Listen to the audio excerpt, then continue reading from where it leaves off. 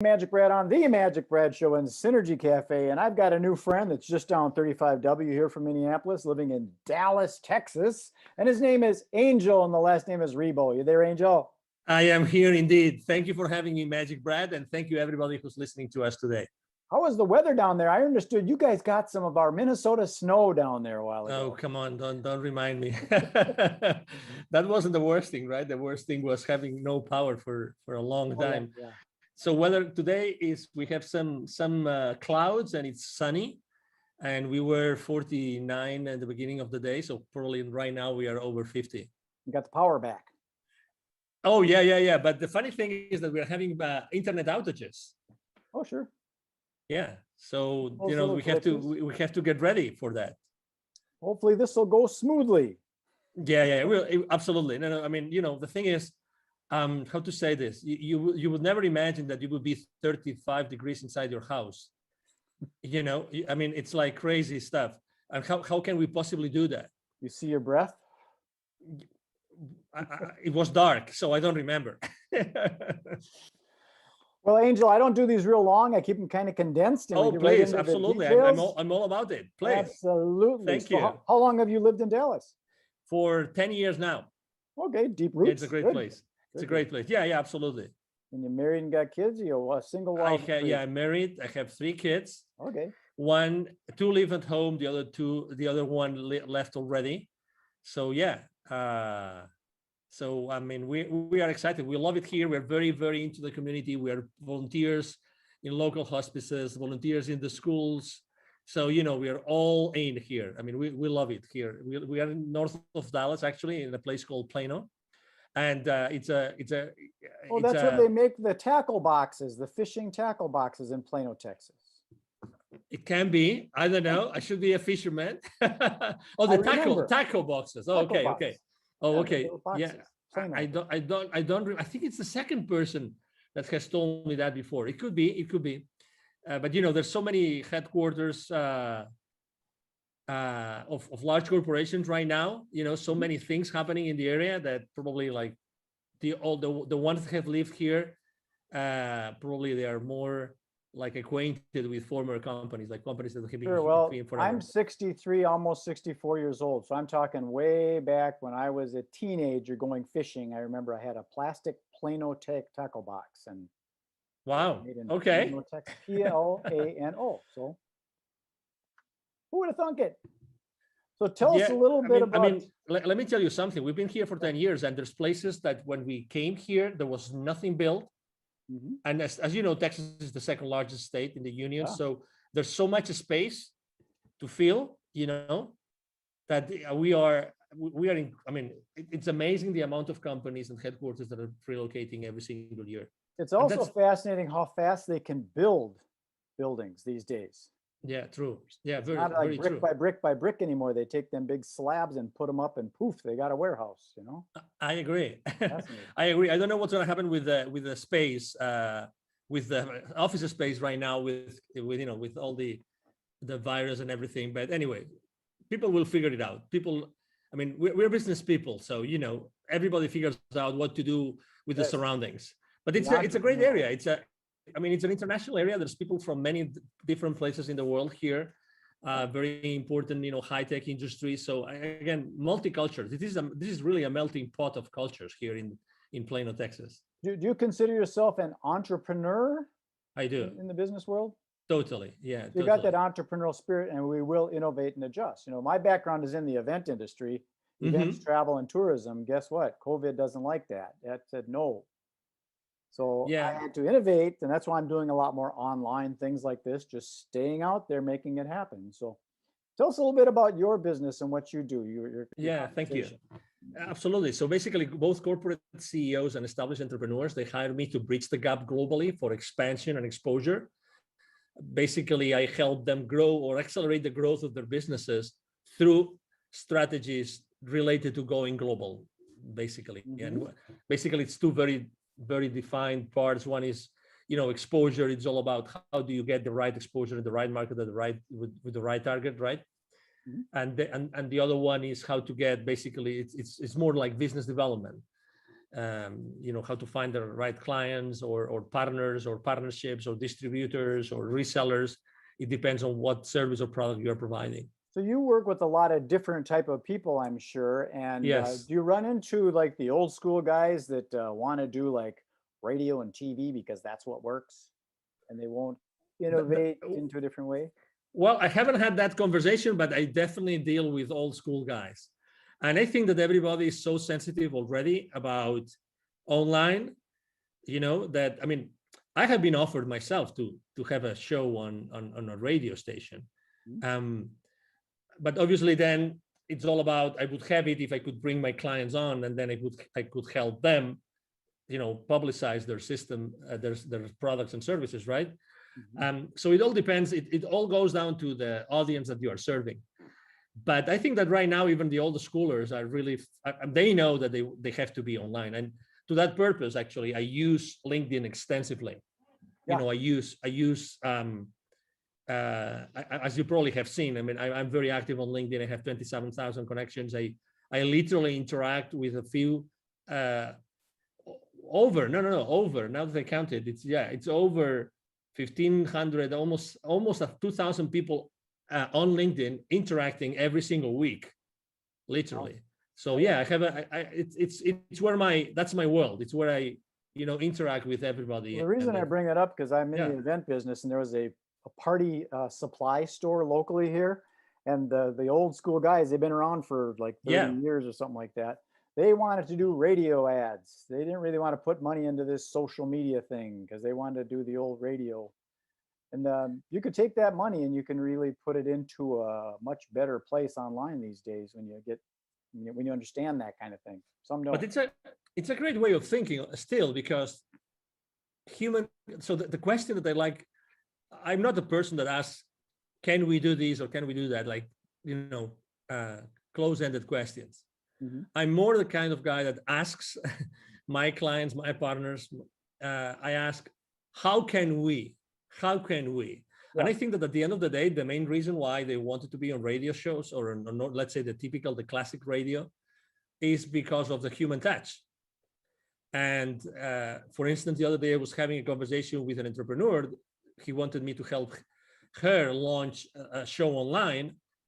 And actually we ended up thinking of how do we make this show online as the old radio shows in which people they would never miss the show. They already knew at what time it was every single week. Right. And they wanted to be there, and they wanted to make phone calls to the show and actually ask them questions live, these kind of things, and then the radio shows were many different things, but number one, they were informative, but more importantly, they would accompany you, right? They would be your buddies. You know what I mean?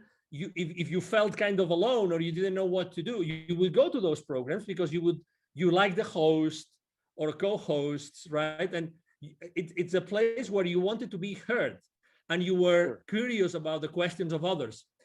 So if you realize this, it's like, how do you keep the human connection alive, having an online interaction? That's the question I'm answering myself for my clients every single day. That's exactly what I do. Yeah, it's the human engagement, and like you said, the Q&A kind of thing where you're actually talking and solving problems, and so it might be more applicable. So it's always good to ask those open-ended questions, the who, what, where, when, how, why, to get information in rather than saying this is the way it should be. Yes, sir. Exactly. Yeah. Are there any specific niches that you work in? Do you work in like that's a great question. Real estate? That's a great question. To be honest, historically, I was working with literally every single industry. Today, it's more related to the mindset of the owner, CEO, entrepreneur, more than to any industry. I really don't think there's any industry I have not worked. To be honest. So you prefer to work with the owner operator rather than going through the red tape of the committee and the board and all that kind of stuff? No, that's a great question again. No, I don't mind, because I'm good. I'm good physically. Let's say I like to have the face-to-face, Yeah. So that's where I am really, I mean, if I may say, right, humbly speaking, good at. I'm good at being face-to-face with people, talking to people, listening to people, and understanding what they want so that I can provide them with what they need. So to your question, I really like when there's a structure already in place, because that makes things easier. But Sure. that's for corporations, right? But I work a lot with entrepreneurs. So, it's all about the mindset of the person you're working with rather than the kind of company, either size or industry, really. Sure. Yeah, because sometimes people are concerned about their competition, Yeah. and maybe there is no competition. You're just in your own lane. Depends on how Yeah. fast you want to drive. But and that's one of the reasons why, for instance, last year here in the Dallas business arena, I was helping an accelerator with their entrepreneurs and startup owners. And we did a couple of webinars throughout the year, last year, about pivoting in times of crisis. And a lot of entrepreneurs, while pivoting, is like you are starting over your business, right? Somehow. So they were afraid of, oh, is there competition or there is no competition? I think that's the wrong question, very, very humbly speaking, okay? I think that's the wrong question. The thing is, I mean, do I really like what I'm going to do or to sell? Mm-hmm. Do I have the expertise? Is there an audience for this? And are they going to pay for it?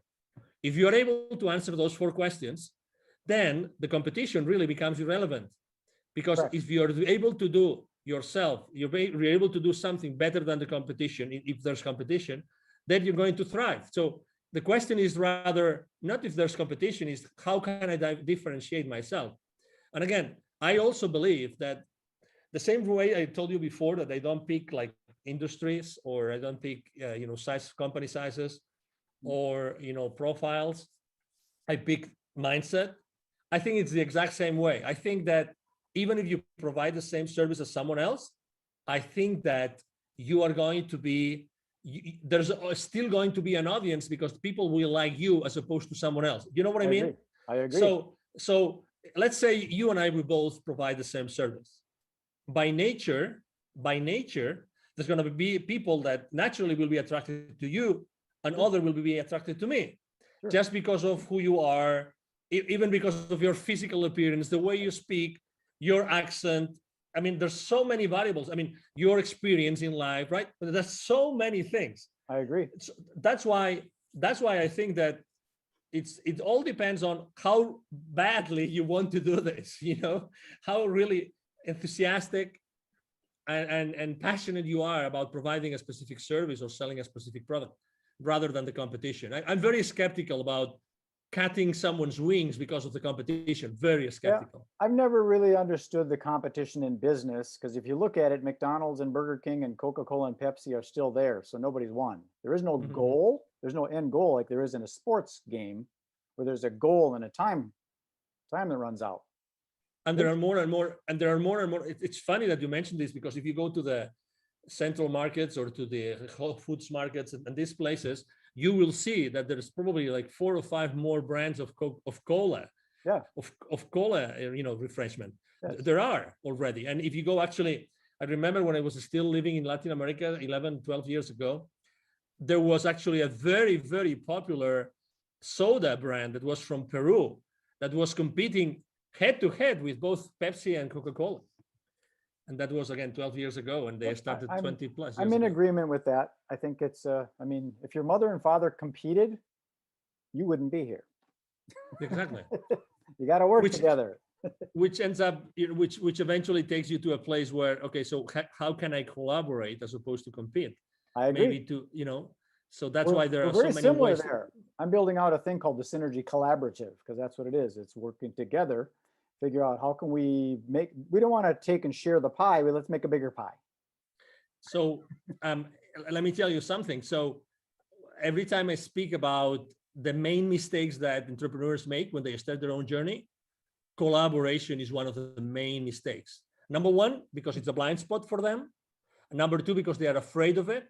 And number 3, because they're not able to do it. They don't know how to do it. It sounds crazy, but if you analyze it, and you said it great, Magic Brad, we are not taught on how to collaborate.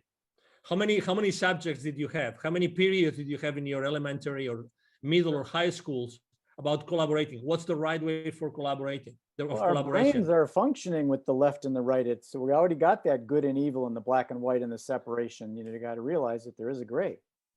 Yeah, but also again, how do you collaborate? How much do you give and how much do you expect in return? Mm-hmm. So it's funny, but I really believe that we are very bad in collaboration. Very bad. I agree. It's an under. You kind of wonder, okay, I put in, 100 hours, you only put in 70 hours, and how come we're splitting 50-50? Yes. So I understand our mind thinks logically like that. Yes. I have another question about who do you serve? Are you in a specific geographic area? Do you prefer the United States, North America, or is it global? Doesn't matter to you? Yeah. So I've had in the last 5 years of my business, I've had clients in Europe, in Latin America, in Asia, in Australia, in Canada. So I have customers all over the place. So when it comes down to, helping companies go global, there's really, I take clients from almost everywhere in the world. Right now, actually, I'm working on two projects, and one of them is in Asia, like large expansion projects. And, there's really no geographical origin. Obviously, I have a very important, footprint here in the Dallas area because I'm here. So there's a lot of executives that know me and know who I am, right? Because they see me around. But my clients really come from anywhere in the world because of the online world. Because some of the things that I'm working on, it's hard for me to work with someone over in Singapore or Bali, Indonesia, because the calendar is so flip-flopped. We're going to meet on Monday, but guess what? It's Tuesday there. Yeah. So I try and stay in the central time zone as much as I can, but to each his own, Yeah. I just had a conference call video conference call at 9:30 a.m. here in Central, and it was really late at night for them. But we try to compensate. We try to do like late for me, late for them, late for me, late for them. So we try. I like the way you operate because it's kind of doesn't matter because over on the other side of the planet, you got early morning people and they got late night people. It depends on the vibe and stuff. So it sounds like you're very open to whoever wants to work with you. I am. Done. Yeah. That's true. So yeah, typically, I have to say I work a lot of hours. A good day for me is the day in which I have a 2 or 3 hour break in the middle. Okay. So I see my day in 2 big chunks, really because of that. So, so I have a big chunk in the morning, starting really early. And then I have a big chunk, let's say after 5, I have another big chunk of, Asia is waking up and Europe is going to sleep, so. What would be some of the key words that you would use for when people are looking for you, if they're searching you out? Yeah, international expansion, international exposure. I am an influencer, so actually I'm a very strong business to business influencer or business to consumer, because the profile of the 27,000 connections I have on LinkedIn, I told you before, I engage with more than 1,500 every single week. So because of the nature of what I do on LinkedIn, I'm an influencer there. So I am a LinkedIn strategist, a LinkedIn influencer. Okay. Let's say a global expansion. Those would be the keywords. Yeah, LinkedIn is a whole nother world. I got a friend locally here that wrote a book on it. He calls himself the LinkedIn rock star, Mike O'Neill. I don't know if you know that name. I've heard his name. Yes. He's definitely a Mike O'Neill. Okay. Lives here in Minneapolis, used to be out in Denver, but he's really heavy into LinkedIn Navigator and helping lead generation for his clients. That's what that's good. Generation through LinkedIn. I do a lot of that. Magic Brad. A lot. It's a big world out there, Angel. It's a big world. Yeah, it's a big world, but it's becoming smaller and smaller. Well, I think it's important to, sometimes niche down. Myself, I'm working on what I call narrowcasting rather than broadcasting. Yeah. Trying to stay within the central time zone so that we're all working on the same time frame.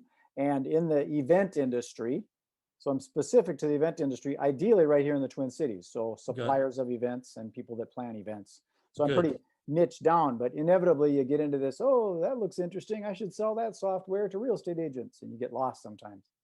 Yeah. You gotta put the blinders on and stay focused. Yeah, I agree. I have a hard time with that. Yeah. So tell us, how do we get a hold of you if someone says, that sounds interesting, I want to expand my business globally? How do we get a hold of that angel guy? Thank you. Absolutely. So it's very easy. As I said before, I'm actually very active online. So it's going to be, if you Google my name, you will see all my social media outlets and posts every single day, every single day. Right here, Angel Ribo. Thank you. Yeah, that's my LinkedIn profile. Right Thank you. there. If it looks like that, that's where you go. Exactly. Thank Alrighty. you. So you can go to LinkedIn but the easiest way to reach out to me directly is through my email address. Every single day I answer every single message. I have a team behind me. Otherwise it wouldn't be possible. My email address is very simple. It's Angel, like my name, Angel from Heaven, right? ANGEL, and then at angelribo.com altogether. Angel Ribo, my last name is spelled like RIB as in boy O.com. Again, Angel at angelribo.com. That is easy. 4 letters, Ribo.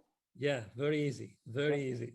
Well, Angel, I'm going to sign this off and then beam it up to the you. universe and propagate it out to that Thank global you. international world. And we'll see if we can hook some fish. Magic Brad, it's been a pleasure to be here. Thank you for the opportunity to be, in front of your audience and to be able to have this conversation. I really liked it and enjoyed it. As you said, it's very natural. I think that it's people are really want to see or listen to authentic conversations with no hidden agendas nor anything, just being yourself and myself and being ourselves here, trying to inspire. And everybody listening to us, obviously, thank you very much for being with us today. I agree. I think a lot of the business gets closed on the golf course or, at the watering hole as opposed to in the seminar room. I agree. Okay, Angel, thank you very much. Be well. Thank you. You have a good day.